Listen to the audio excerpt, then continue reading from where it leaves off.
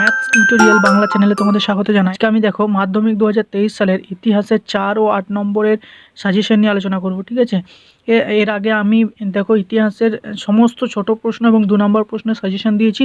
তোমরা যদি ভিডিওটা না দেখে থাকো তাহলে প্লেলিস্টে গিয়ে দেখে নাও। আর আজকে আমি বড় প্রশ্ন অর্থাৎ 4 ও 8 নম্বরের সম্পূর্ণ সাজেশন, এই 4 ও 8 নম্বরের এই প্রশ্নগুলো যদি তোমরা করে নাও তাহলে 100% তোমরা এখানে ফাইনাল থেকে কমন পেয়ে যাবে। ঠিক আছে, টেস্টেও কমন পাবে, এমনকি ফাইনালেও কমন পাবে। তো ভিডিওটা শেষ পর্যন্ত দেখতে থাকো। আর হ্যাঁ, তোমরা যারা প্রথমবারের মতো আমার চ্যানেলে ভিজিট করছো তারা অবশ্যই এই ম্যাথস টিউটোরিয়াল বাংলা চ্যানেলটিকে সাবস্ক্রাইব করে রাখো এবং পাশের ঘন্টাটি বাজিয়ে রাখো এই ধরনের সাজেশন সবার আগে পাওয়ার জন্য। তো দেখো, আমি 7 বা 8টি বাক্যের নিচের প্রশ্নগুলির উত্তর দাও। ঠিক আছে, এখানে 4 নম্বরের কোশ্চেন 6টা করতে হয়, টোটাল 24 নাম্বার থাকে। তো এখান থেকে কি কি দিয়েছি দেখো। 1, পাশ্চাত্য শিক্ষা বিস্তারে রাজা রামমোহন রায়ের ভূমিকা আলোচনা করো। 2, নারী শিক্ষা প্রসারে ঈশ্বরচন্দ্র বিদ্যাসাগরের অবদান সংক্ষেপে আলোচনা করো। 3, মহারানীর ঘোষণাপত্রের ঐতিহাসিক তাৎপর্য কী। 4, আনন্দমঠ উপন্যাসটি কিভাবে জাতীয়তাবাদী চেতনা বিস্তারে সহায়তা করেছিল। 5, দেখো বাংলায় ছাপাখানা বিকাশে উপেন্দ্র কিশোর রায়চৌধুরীর ভূমিকা আলোচনা করো। 6, বিশ্বভারতী প্রতিষ্ঠার ক্ষেত্রে রবীন্দ্রনাথ ঠাকুরের শিক্ষা চিন্তার পরিচয় দাও। 7 নম্বর দেখো, সশস্ত্র বিপ্লবী আন্দোলনে নারীদের যোগদানের চরিত্র বিশ্লেষণ করো। 8, দলিত অধিকার বিষয়ে গান্ধী ও আম্বেদকর বিতর্কের মূল প্রসঙ্গটি আলোচনা করো। 9, মহেন্দ্রলাল সরকার কেন স্মরণীয়। 10, শিক্ষা বিস্তারে শ্রীরামপুর ব্যাপটিস্ট মিশনের ভূমিকা উল্লেখ করো। 11, রবীন্দ্রনাথ ঠাকুরের শিক্ষা চিন্তায় কোন দিকটি শান্তিনিকেতন প্রতিষ্ঠা সবচেয়ে বেশি ফুটে উঠেছিল। 12, ভারত মাতা চিত্রটি কিভাবে ভারতের জাতীয়তাবাদী আন্দোলনের প্রতীকে পরিণত হয়। 13, বাংলার নবজাগরণ ছিল কলকাতা কেন্দ্রিক, বিশ্লেষণ করো।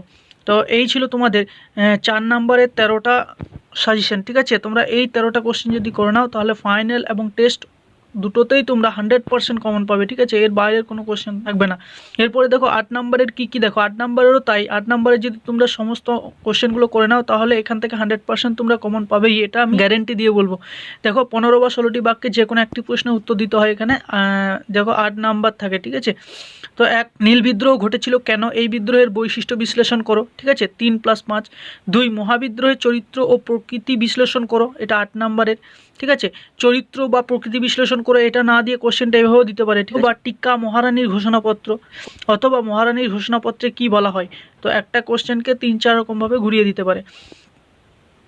3, দেখো ভারত ছাড়ো আন্দোলনে শ্রমিকদের ভূমিকা বিশ্লেষণ করো। ওয়ার্কার্স অ্যান্ড পেজেন্টস পার্টি সম্বন্ধে একটি সংক্ষিপ্ত টিকা লেখো। খুব গুরুত্বপূর্ণ কোশ্চেন এটা, 5 + 3। এবার দেখো 4 নম্বরের কী সাজেশন দেখো, প্রাচ্য পাশ্চাত্য শিক্ষা বিষয়ক দ্বন্দ্ব সম্পর্কে সংক্ষেপে আলোচনা করো। ঠিক আছে, অর্থাৎ প্রাচ্য এবং পাশ্চাত্য শিক্ষা বিষয়ক যে দ্বন্দ্ব সেটা আলোচনা করতে বলা হয়েছে। 5 দেখো, শিক্ষা বিস্তারে প্রাচ্যবাদী ও পাশ্চাত্যবাদী বিতর্ক কী। উচ্চশিক্ষার বিকাশে কলকাতা বিশ্ববিদ্যালয়ের ভূমিকা আলোচনা করো। 6, 19 শতকের বাংলায় সমাজ সংস্কার আন্দোলনের ব্রহ্ম সমাজগুলির কীরূপ ভূমিকা ছিল। 7, 19 শতকে লেখা ও রেখার মাধ্যমে কিভাবে ভারতে জাতীয়তাবাদের জাগরণ ঘটেছে। 8 নম্বর দেখো, ঔপনিবেশিক বাংলায় বিজ্ঞান ও কারিগরি শিক্ষা বিকাশের সংক্ষিপ্ত পরিচয় দাও। 9 নম্বর কোশ্চেন দেখো, সাঁওতাল বিদ্রোহের কারণ ও সাঁওতাল বিদ্রোহের গুরুত্ব আলোচনা করো। এবং লাস্ট সাজেশন 10 নম্বর, 1857 খ্রিস্টাব্দের মহাবিদ্রোহের প্রকৃত বা চরিত্র বা স্বরূপ সম্পর্কে আলোচনা করো। ঠিক আছে, এই কোশ্চেনটা দেখো আগেও দিয়েছিলাম আমি, মহারানীর ঘোষণাপত্র 4 নম্বরে দিয়েছিলাম এই কোশ্চেনটা। ঠিক আছে, এটা 8 নম্বরেও দিতে পারে যে 1857 খ্রিস্টাব্দের মহাবিদ্রোহের প্রকৃতি বা চরিত্র বা স্বরূপ সম্পর্কে আলোচনা করো। তো এই ছিল তোমাদের এর মাধ্যমিক 2023 সালের ইতিহাসের 4 নম্বর ও 8 নম্বর এর সম্পূর্ণ সাজেশন। ঠিক আছে, তোমরা এই কোশ্চেনগুলো যদি তাহলে টেস্ট এবং ফাইনালে এর মধ্যে থেকেই 100% তোমরা কমন পাবে। ঠিক আছে, তো আশা করি ভিডিওটা ভালো লাগলে অবশ্যই একটা লাইক করবে, কমেন্ট করবে আর বন্ধুদের মধ্যে শেয়ার করবে। ঠিক আছে, যাতে তোমার বন্ধুরাও এই কোশ্চেনগুলো পেয়ে যায়। আর তোমরা যারা চ্যানেলটাকে এখনো সাবস্ক্রাইব করনি তারা অবশ্যই চ্যানেলটিকে সাবস্ক্রাইব করে যাবে। তো দেখা হবে পরের কোনো ভিডিওতে অন্য কোনো সাজেশন নিয়ে। তো আজকের মতো থ্যাংক ইউ।